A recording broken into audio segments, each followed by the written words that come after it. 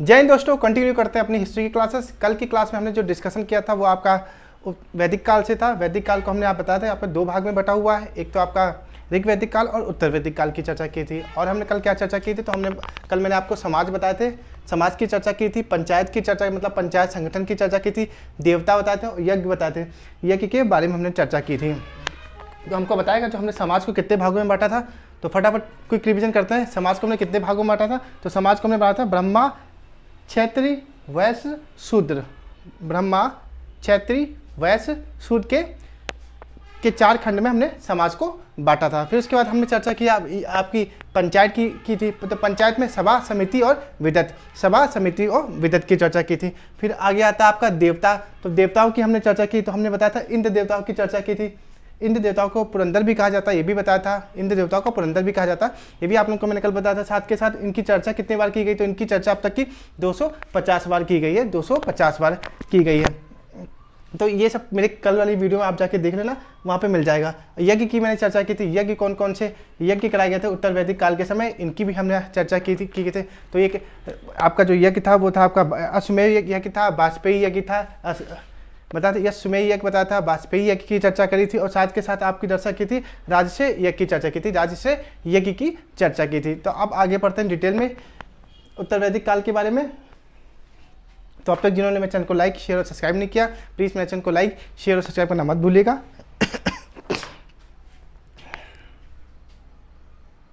तो दोस्तों आज हम पढ़ेंगे वैदिक काल की नदियों की चर्चा करेंगे। जो वैदिक काल में जो नदियाँ बहती थी उनके नाम क्या था, इनकी चर्चा करेंगे। जैसे आप लोग जानते हो जो आर्य लोग हमारे मध्य एशिया जो आर्य लोग जब भारत में आए थे तो उनको सप्त सैद्यो प्रदेश के नाम से हम उनको जानते थे, क्योंकि वो आके बसे थे पंजाब और हरियाणा में। ठीक है, तो अब उस समय जो नदियाँ थी उनका नाम क्या था, इनकी चर्चा करते हैं। ठीक है, तो हमारी जो झेलम नदी है, झेलम नदी का नाम क्या था, तो झेलम नदी को विदिस्ता कहते थे। विदिस्ता, विदिस्ता, विदिस्ता, झेलम, विदिस्ता, झेलम, विदिस्ता, झेलम, विदिस्ता, झेलम, विदिस्ता, झेलम, विदिस्ता। फिर आपकी आती व्यास, व्यास, विपाशा, व्यास, विपाशा, व्यास, विपाशा, व्यास, विपाशा। कैसे याद रखोगे, व्यास, विपाशा। विपाशा वासु जानते हो आपने, हमेशा जो भी मूवी देखी होंगी हमेशा वो हफ्ती रहती है। तो व्यास, तो व्यास, विपाशा। ठीक है, अगला चिनाब, अस्कनी, चिनाब, अस्कनी, चिनाब, अस्कनी, चिनाब, अस्कनी, चिनाब, अस्कनी, चिनाब, अस्कनी, चिनाब, अस्कनी, चिनाब, अस्कनी। फिर सतलज, सतुर्दी, सतलज, सा से सतलज, सा से चतुर्दी, सा से सतलज, सा से चतुर्दी, सा से सतलज, सा से चतुर्दी, सा से सतलज, सा से चतुर्दी। तो ये चार है, अभी आगे और भी हैं। तो क्या है, झेलम का क्या है, तो झेलम का विदिस्ता है। सॉरी, झेलम का क्या है, तो झेलम का विदिस्ता है। झेलम का क्या है, तो झेलम का विदिस्ता है। झेलम का क्या है, विदिस्ता है। और फिर आपसे पूछ रहा है चिनाब क्या है, तो चिनाब का अस्कनी, चिनाब का अस्कनी, चिनाब का अस्कनी, चिनाब का अस्कनी, चिनाब का अस्कनी। सतलज का सतुर्दी, सतलज, सतुर्दी, सतलज, सतुर्दी, सतलज, सतुर्दी। व्यास, विपाशा, व्यास, विपाशा। अब आगे और जान लेते हैं जो उनकी और नदियां हैं, ये आप लिख लेना आप लोग। अगर क्वालिटी अगर लो आ रही हो इनकी, तो आप अपने मोबाइल स्क्रीन में 3 डॉट होते हैं, उन पर क्लिक करना और वहाँ से जाके आप इसकी सेटिंग कर लिया करिए, ताकि आपको ये अच्छी तरह से विजिबल हो। ठीक है, तो दोस्तों जो पांचवी है, रावी को क्या कहते थे, रावी को बोलते थे परुष्णी, रावी को बोलते थे परुष्णी, रावी को बोलते थे परुष्णी, रावी को बोलते थे परुष्णी। फिर आपकी गंधक, सदानीरा, गंधक, सदानीरा। इसमें कोई ट्रिक काम नहीं करेगी, ये जैसे कि जैसा है वैसे आपको रटना पड़ेगा। कुछ चीज़ें होती हैं यहाँ ट्रिक काम करती है, वो मैं आपको बताऊंगा, लेकिन यहाँ पर कोई ट्रिक काम नहीं, यहाँ पर सीधे सीधे पूछा जाता है वैदिक काल में गंधक का नाम क्या था या सदानीरा का नाम क्या था, ऐसे पूछ लेगा आपको, तो आपको बताना पड़ेगा। ये आपको रटने वाली चीज़ है। गंडक, सदानीरा। सरस्वती, घग्गर, सरस्वती, घग्गर, सरस्वती, घग्गर। सरस्वती आप जानते हो, सरस्वती, घग्गर। ये अब ज़्यादातर विलुप्त हो गई नदी ज़्यादातर, लेकिन अभी इसका सर्वे चल रहा है। सर्वे मतलब जो सर्वे ऑफ इंडिया है, इसका सरस्वती नदी का क्या कर रहे हैं, अभी सर्वे कर रहे हैं। ठीक है, सरस्वती का नाम है घग्गर, और सिंधु का सिंध, सिंधु का सिंह, सिंधु का सिंध। तो आप ये लिख लेना। ठीक है, क्योंकि ये रटने वाली चीज़ है, इसमें कोई ट्रिक काम नहीं करेगी, क्योंकि इसमें क्वेश्चन सीधे सीधे पूछे आते हैं। और कभी कभी इसमें से क्वेश्चन आपको दे देंगे 4 नदी, और इधर पुरानी नदी, इधर उत्तर वैदिक काल के नाम दे देंगे और बोलेंगे इसको मैच करना, या फिर ये मैच करना पूछ सकते हैं, या फिर पूछ सकते हैं कौन सा मैच नहीं मिलान करता है, कौन सा इसमें से कौन सा सही है, कौन सा गलत है, ऐसे भी पूछ सकते हैं। तो ये चीज़ रटने वाली है, तो आपको रटना ही पड़ेगा। तो रावी का क्या होगा, रावी का होगा परुष्णी, रावी का क्या होगा, परुष्णी, रावी का परुष्णी। गंडक का सदानीरा, गंडक का सदानीरा, गंडक का सदानीरा। रावी का परुष्णी, गंडक का सदानीरा। सरस्वती का घग्गर, सरस्वती का घग्गर, सरस्वती का घग्गर। और सिंधु का सिंह, सिंधु का सिंह। और झेलम का विदिस्ता, झेलम का विदिस्ता। व्यास का विपाशा, व्यास का विपाशा। चिनाब का अस्कनी, चिनाब का अस्कनी, चिनाब का अस्कनी, चिनाब का अस्कनी। फिर आता आपका सॉरी सतलज शतुर्दी, सतलज शतुर्दी, सतलज शतुर्दी। तो दोस्तों अब और समझ लेते हैं जो वैदिक काल के जो दर्शन थे वो क्या थे, उनकी भी चर्चा करते हैं, क्योंकि इसमें से डायरेक्ट क्वेश्चन आप लोगों से पुटअप किया जाता है आपके एग्जाम्स में।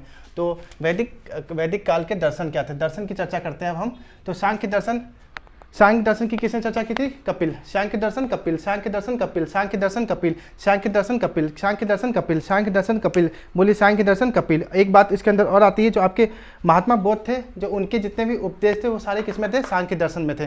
तो महात्मा बोध के जितने भी उपदेश थे वो सब किस में थे, सांख्य दर्शन में थे। तो याद रखना सांख्य दर्शन कपिल। न्याय दर्शन किसने दिया था, गौतम ने दिया था। न्याय दर्शन किसने दिया था, गौतम ने दिया था। न्याय दर्शन की बात किसने की थी, गौतम ने की थी। न्याय दर्शन की बात किसने की थी, गौतम ने की थी। न्याय दर्शन की बात किसने की थी, गौतम ने। फिर योग दर्शन, अब योग तो आपको याद रहेगा, बाबा रामदेव है योग कराते थे, और बाबा रामदेव की एक कंपनी रन करती थी पतंजलि, तो याद रहेगा योग दर्शन पतंजलि, योग दर्शन पतंजलि, योग दर्शन पतंजलि, योग दर्शन पतंजलि।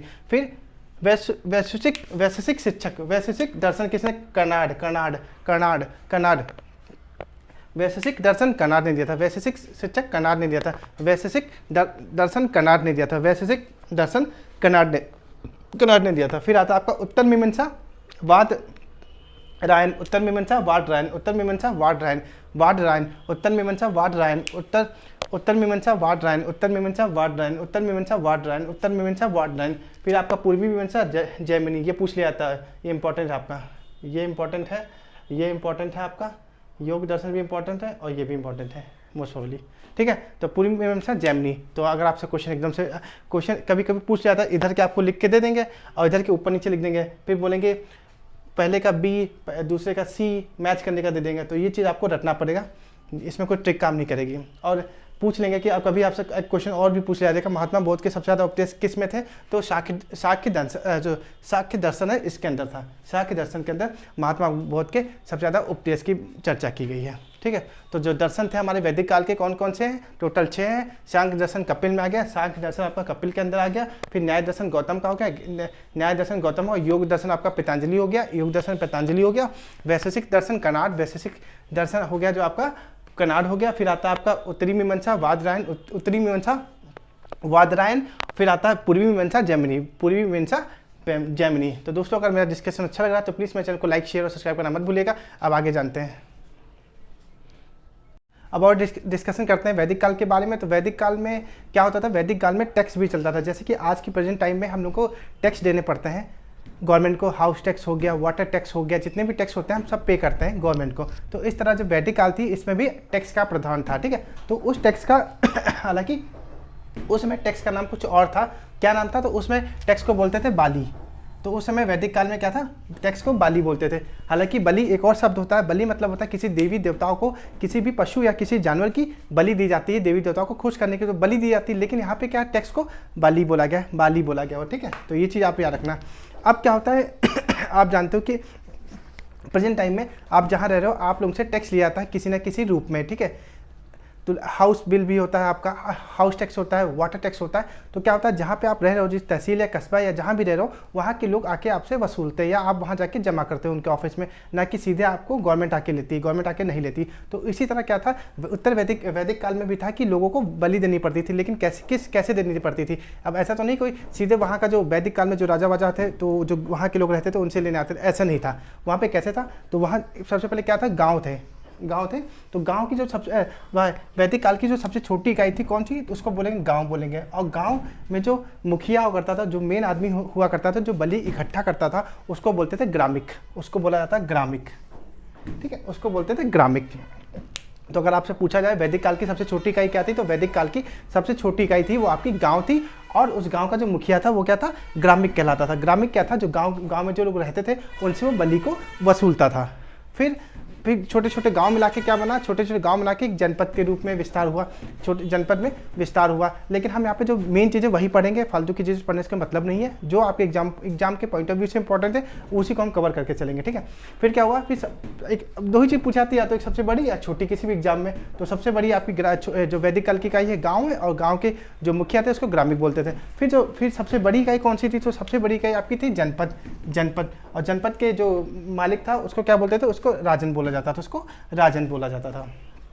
अब यहाँ पे क्या होता था, जो गांव का जो मुखिया था, जो गांव का ग्रामीण था, वो क्या करता था, गांव वाले लोगों से बलि को इकट्ठा करता था, और वो बलि बंदा क्या करता था, वो जनपद में जो जहाँ मेन सिटी है, जो बड़ा शहर है, जहाँ पे नीड है, जहाँ पे जरूरत है, वहाँ पहुँचाता था। जैसे कि मान लो कि प्रेजेंट टाइम में क्या आप हाउस टैक्स, वाटर टैक्स देते हो, लेकिन हम क्या गवर्नमेंट के पास जाके जमा करते हैं, नहीं जमा करते, क्योंकि हमारे लोकल में या तहसील में जहाँ हम रहते हैं वहाँ पे क्या होता है कि वहाँ पे ऑफिस बने होता है, तो हमारे पास नोटिस आता है, हम जाते हैं जमा करने के लिए। लेकिन वो टैक्स क्या है, फिर सरकार का जो फंड होता है उसमें ट्रांसफर होता है, फिर सरकार उस फंड से क्या करती है, इंफ्रास्ट्रक्चर पर ध्यान देती है। तो इसी तरह इसमें इस तरह कुछ आपका वैदिक काल के अंदर भी हुआ करता था। तो जो फिर हुआ क्या, इसमें बात क्या चली, ये बलि का हो गया, छोटी इकाई हो गई, बड़ी इकाई हुई। फिर ये जनपद क्या हुआ, जनपद का धीरे धीरे विस्तार होने लग गया, जनपद का धीरे धीरे विस्तार हो गया, वो 16 महाजनपद में तब्दील हो गए। और सबसे मेन आपका जनपद कौन सा था, वो मगध महाजनपद था, मगध महाजनपद था। वो कैसे हुआ, क्योंकि जो आपकी वैदिक काल की जो सभ्यता थी वो ग्रामीण थी, लेकिन वो ग्रामीण से शहर की तरफ अब जा रही थी, ठीक है। तो ग्रामीण से शहर की तरफ बढ़ रही थी। आप उसके मैप से आपको समझाते हैं, रुकिए। ये चीज़ आपको क्लियर हो गई। मेरे चैनल को लाइक, शेयर और सब्सक्राइब करना मत भूलिए दोस्तों। अब यूपी, अब भारत में क्या हुआ, भारत में एक जगह थी, अरे मैप समझ जाना ऐसे, ठीक है, तिरछा ना बनाओ यार। हाँ, तो भारत, ये आपका यूपी है, यूपी है। तो यूपी में एक जगह थी अतरंजी खेरा। अतरंजी खेरा में क्या हुआ, यहाँ पे कहीं पे लोहा मिला, और उस टाइम लोहा मिला तो क्या हुआ, तो जो वैदिक काल के जो लोग थे वो लोगों ने क्या देखा कि यहाँ पे आप लोहा धातु प्राप्त हुई है। तो धीमे धीमे जो गांव के लोग थे शहर की तरफ चलने लग गए, और जो लोहा था, लोहा से अनेक प्रकार के वस्तु बनाने लग गए, जैसे कि हसिया है, चाकू है, और जो भी अन्य चीज़ जितनी भी होती है आपकी लोहे के उपयोग में आती हैं, वो सब चीज़ें बनाने लग गए। तो धीमे धीमे क्या हुआ, लोग गांव से शहर की तरफ तब्दील होने लग गए, कौन से वैदिक काल के लोगों को लिए, ठीक है। तो इसमें क्या था, और फिर क्या हुआ, जो जनपद थे सारे जनपद मिलकर धीमे धीमे क्या हुआ, 16 जनपद में तब्दील हो गए, 16 महाजनपद बन गए। तो ये सब 16 महाजनपद बन गए, ये आपके 16 महाजनपद बन गए। तो 16 महाजनपद में जो सबसे शक्तिशाली जनपद था वो कौन सा था, मगध महाजनपद था। मगध महाजनपद आपका जो जनपद था वो सबसे ज़्यादा शक्तिशाली था। और इसकी राजधानी क्या थी, तो इसकी राजधानी जो थी वो राजगीर थी। जैसे कि यूपी की राजधानी क्या है, आपकी उत्तर प्रदेश है, उसी तरह जो आपका ये मगध महाजनपद है इसकी राजधानी क्या थी, तो इसकी जो राजधानी थी वो राजगीर थी। और जो ये आपके 16 जनपद जो है आपके, जो भारत में कुल टोटल 16 जो जनपद हैं उनकी जो चर्चा किसमें की गई, तो उसमें बौद्ध ग्रंथ के अंगुत्तर निकाय में की गई। जो बौद्ध ग्रंथ था उसमें अंगुत्तर निकाय की चर्चा की गई है। तो इसको आप कैसे पढ़ेंगे, तो अभी हमने क्या क्या पढ़ लिया, सिंधु घाटी, पाषाण काल पढ़ा, लिख देता हूँ मैं यहाँ पे। तो दोस्तों अब तक हमने जो पढ़ा है वो पाषाण में पढ़ा। पाषाण में आपको बताया था पुनः पाषाण काल, मध्य पाषाण काल, नवपाषाण काल, और उसके बाद हमने चर्चा की थी सिंधु सभ्यता की चर्चा करी थी, वैदिक सभ्यता की चर्चा करी अभी तक। लेकिन वैदिक सभ्यता के बाद हमने बताया कि आपको 16 महाजनपद का विस्तार हुआ है, और 16 महाजनपद में जितने भी शासक राजा आए थे उनके बारे में हम चर्चा करेंगे। लेकिन अभी वहाँ हम ना जाके क्या करते हैं, अभी हमने आपको बताया वैदिक काल में क्या था, बौद्ध धर्म में अंगुत्तर निकाय में 16 महाजनपद की चर्चा की गई थी। तो हमारा वैदिक काल में आता, तो वैदिक काल हमारा, हम ऐसे मोड़ लेते हैं अपना वैदिक काल को, कुछ इस तरह मोड़ लेते हैं। अब इसमें हम किस चीज़ की चर्चा कर लेते हैं, बौद्ध और धर्म की चर्चा कर लेते हैं, बौद्ध और जैन की चर्चा कर लेते हैं, जैन और बौद्ध धर्म की चर्चा कर लेते हैं। फिर ये खत्म करने के बाद फिर हम जाएंगे महाजनपद में, महाजनपद में, क्योंकि महाजनपद आपका छोटा नहीं बहुत बड़ा टॉपिक है। अगर इसको हम समझाएंगे तो ये आपका छूट जाएगा कहीं ना कहीं। तो हम सोचते हैं ये छोटे टॉपिक जो है इनको पहले कवर कर लें, क्योंकि आपके जो छोटे टॉपिक होते हैं उनमें से भी एक नंबर का क्वेश्चन आता है। तो कोशिश है मेरी यही है इस तरह की। पहले हमने पाषाण पढ़ा दिया, सिंधु पढ़ा दिया, अब वैदिक काल में आपको बता दिया, वैदिक काल में जनपद बता दिया, 16 महाजनपद है। और सबसे जो शक्तिशाली जनपद है वो मगध महाजनपद है। मगध महाजनपद की जो राजधानी थी वो जहांगीर थी। लेकिन मगध महाजनपद में भी बात की है बौद्ध धर्म में अंगुत्तर निकाय में ये जनपद की बात की गई 16 महाजनपद की। तो हम एक काम करते हैं, पहले हम बौद्ध और जैन को पढ़ लेते हैं, उसके बाद हम महाजनपद पढ़ेंगे। तो आई होप ये सब बात आप क्लियर हो गई। अब सारी बात जो मैंने आपको समझाई है अब तक आप लोगों को समझ में आ गई। अब एक काम करते हैं, एक कंपेरिजन कर लेते हैं, क्योंकि जो चीज़ जब तक हम किसी चीज़ को कंपेयर नहीं करते तब तक हम चीज़ों को क्लियर नहीं कर पाते, वैसे हम लगता है हौच पौच लगता है। तो अब एक बार काम करें, सिंधु सप्ताह जो पढ़ी उसको एक तरफ लिख लेते हैं और हमने जो वैदिक सप्ताह पढ़ी उसको एक तरफ लिख लेते हैं। अब दोनों में फ़र्क क्या था वो चीज़ को हम समझ लेते हैं। तो हम दोनों के बीच में अब कंपैरिजन कर लेते हैं कि सिंधु सप्ताह और वैदिक सप्ताह में क्या फ़र्क था, इनको जानते हैं। तो आपकी सिंधु सभ्यता क्या थी, वो नगरीय सभ्यता थी। कैसे नगरीय सभ्यता थी, आप लोगों ने देखा था कि इस सभ्यता में लोगों के जो घर थे वो पक्की ईंटों के बने हुआ करते थे और साथ के साथ जो सड़कें थी वो 90 डिग्री पे एक दूसरे को काटती थी। तो इससे पता लगता था कि सिंधु सभ्यता क्या थी, हमारी नगरीय थी। और वैदिक सभ्यता हमारी ग्रामीण सभ्यता थी, क्योंकि इसमें जो आपकी सारी बात की गई है, हमने आपको बताया था कि जो सबसे छोटी इकाई होती है वो गाँव होती है, ठीक है। तो ये सब की हमने आपको चर्चा की थी। तो इसके कारण जो वैदिक सभ्यता थी वो गांव की सभ्यता थी। और वैदिक सभ्यता से में क्या था, लोग लोहे की खोज हुई थी। तो इस टाइम लोगों ने क्या किया था कि जो लोग थे गांव से शहर की तरफ स्थानांतरित हो रहे थे, गांव से मतलब शहर की तरफ जा रहे थे। तो जब सभ्यता जब हमारी थी वैदिक सभ्यता, तो उस वक्त तो ग्रामीण थे, गाँव के लोग थे, तभी सभ्यता उस वक्त क्या थी, ग्रामीण सभ्यता थी। फिर आता आपकी मातृ सत्ता, सिंधु सभ्यता आपकी मातृ सत्तात्मक थी। कि कैसे मातृ सत्तात्मक थी कि इस टाइम लोगों का क्या था, वो अपनी मातृ देवी या अपनी माँ के नाम से जाने जाते थे। लेकिन जो आपकी वैदिक सभ्यता थी पितृ सत्तात्मक थी। जैसे कि आज के टाइम प्रेजेंट टाइम अगर कोई भी बच्चा नौकरी पा जाता है तो लोग कहते हैं ये फलाने का लड़का जा रहा है, तो अपने पिता के नाम से जाना जाता है, ठीक है। तो यह आपकी सभ्यता वैदिक सभ्यता मातृ सत्तात्मक थी और सिंधु सभ्यता मातृ सत्तात्मक थी और वैदिक सभ्यता पितृ सत्तात्मक थी। फिर आती है आपकी, इसमें कौन सा पशु पाया गया था, तो सिंधु सभ्यता में आपको पता है एक सींग वाला जानवर पाया गया था, लेकिन उसको हम बोलते थे बैल पाया गया था। और लेकिन इसमें कौन सा पाया था, गाय पाई गई थी। वैदिक सभ्यता में गाय पाई गई थी। और सिंधु सभ्यता वाले क्या थे, उन लोगों को युद्ध के बारे में कोई भी चीज़ का नॉलेज नहीं था, किसी भी चीज़ से परिचित नहीं थे युद्ध के बारे में, ठीक है। तो सिंधु किसी चीज़ से परिचित नहीं थे। लेकिन यहाँ पे क्या था, वैदिक सभ्यता में गाय के लेकर लोगों के बीच में युद्ध हो जाया करता था, ठीक है।